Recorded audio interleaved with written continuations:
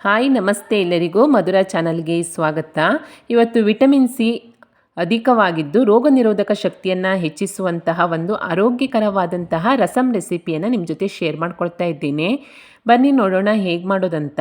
ಈ ರಸಮನ್ನು ಮಾಡಲಿಕ್ಕೋಸ್ಕರ ನಾನು ಮೊದಲಿಗೆ ಒಂದು ಕುಕ್ಕರ್ಗೆ 1/4 ಕಪ್ ಆಗುವಷ್ಟು ತೊಗರಿಬೇಳೆಯನ್ನು ಚೆನ್ನಾಗಿ ತೊಳ್ಕೊಂಡು ಸೇರಿಸ್ಕೊಳ್ತಾ ಇದ್ದೇನೆ. ನೀವು ಹೆಸರುಬೇಳೆಯಲ್ಲಿ ಕೂಡ ಮಾಡ್ಕೊಳ್ಬೋದು. ನಂತರ 1/4 ಸ್ಪೂನ್ ಆಗುವಷ್ಟು ಅರಿಶಿಣ, 1 ಚಿಟಿಕೆ ಆಗುವಷ್ಟು ಇಂಗು, ಹಾಗೆ ದೊಡ್ಡ ಗ್ಲಾಸಲ್ಲಿ 1 ಗ್ಲಾಸ್ ಆಗುವಷ್ಟು ನೀರನ್ನು ಸೇರಿಸಿ ಕುಕ್ಕರ್ ಮುಚ್ಚಳವನ್ನು ಮುಚ್ಚಿ 5 ವಿಸಿಲ್ ಕೂಗಿಸ್ಕೊಳ್ತೀನಿ.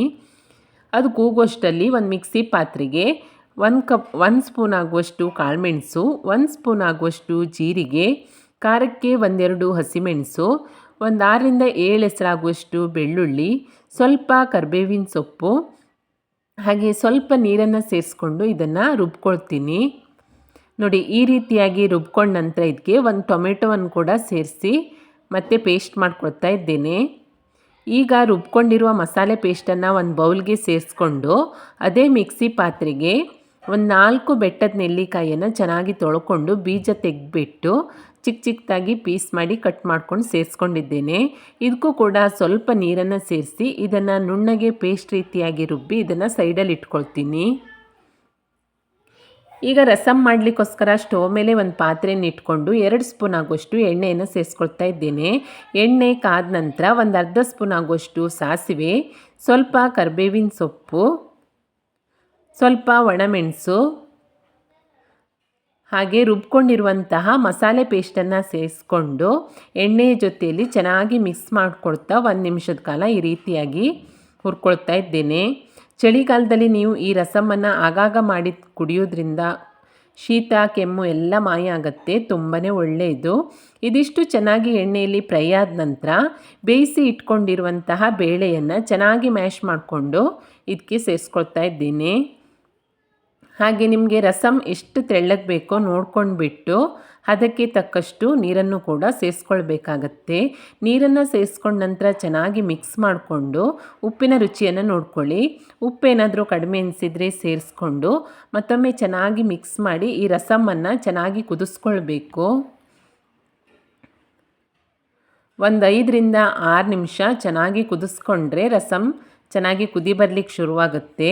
ರಸಂ ಚೆನ್ನಾಗಿ ಕುದಿ ಬರುವಾಗ ರುಬ್ಬಿ ಇಟ್ಕೊಂಡಿರುವಂತಹ ನೆಲ್ಲಿಕಾಯಿ ಪೇಸ್ಟನ್ನು ಸೇರಿಸ್ಕೊಂಡು ಜಾಸ್ತಿ ಕುದಿಸ್ಬಾರ್ದು.